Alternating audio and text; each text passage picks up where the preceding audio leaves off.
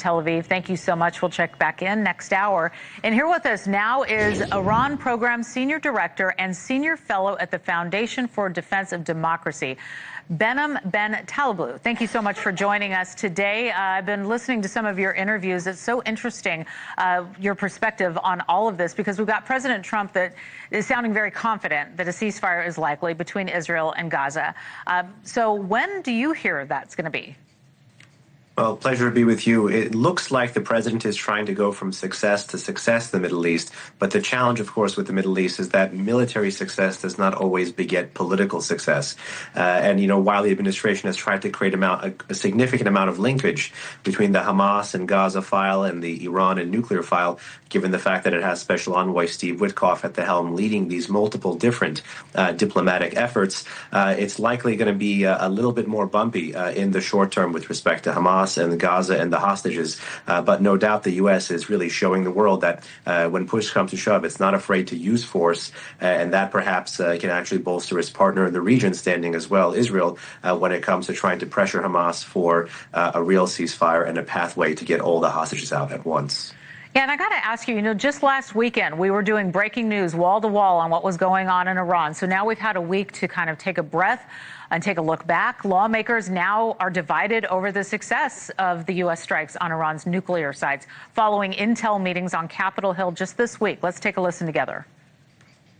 They eliminated nearly the entire top echelon of Iran's military command and nuclear scientists, and we had our military forces, of course, strike the heart of Iran's nuclear weapons program. We delivered a major setback that resulted then in a feeble, face-saving response from Iran. What was briefed to Congress today is massively different than what has been told to Congress over the last year, up until a month ago, about both Iranian capabilities and Iranian intent. They have not actually settled on a definition in what they claim the results of the strike were.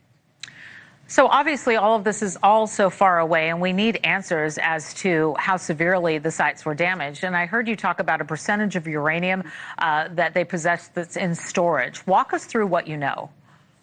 Well, the fear, of course, is either that the Islamic Republic had things in storage at tunnels allegedly even deeper than the Fordo fuel facility, or that the Islamic Republic may have diverted something. There's all this debate over satellite imagery over white trucks at a series of sites before they were hit, or a certain number of trucks at sites allegedly trying to dig out or assumedly trying to dig out uranium after some of those sites were hit. This is really one of the challenges of not actually having people on the ground right now. This is why, if President Trump is actually quite intent on following up a military victory with a political victory, because no matter the whereabouts of the uranium, there's no doubt that the facilities themselves have collapsed under the pressure and the weight of America's bombs, as well as Israel's targeting of an entire uranium or fuel cycle supply chain, which makes retaining these capabilities or retaining this fuel a little bit less dangerous. It's still worrisome, but still a little bit less dangerous.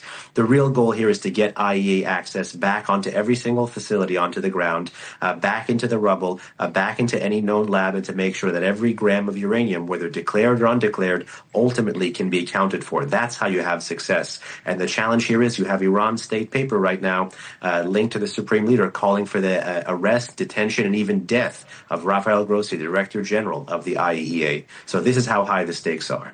Absolutely. And again, great perspective. I also want to get your thoughts on something that was pretty big here at NewsNation. Our Brian Enton sat down for an exclusive interview with a high-level Qatari official who helped broker the ceasefire between Iran and Israel. Let's take a listen.